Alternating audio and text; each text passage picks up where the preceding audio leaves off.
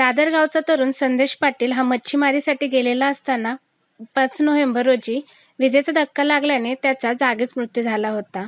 या मृत्यूचे कारण विजेचा धक्का असले तरी नक्की हलगर्जीपणा कोणाचा झाला याविषयी स्पष्टता होत नव्हती. त्यामुळे अपघाती मृत्यू म्हणून पोलीस ठाण्यात नोंद झाली होती.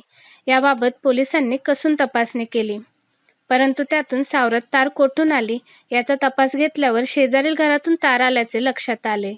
ते घर लक्ष्मण पाटील राहणार खोकरी रावे यांचे होते. सागरी पोलीस ठाण्यात गुन्हा दाखल झाला असून यातील आरोपी लक्ष्मण पाटीलला अटक करण्यात आली.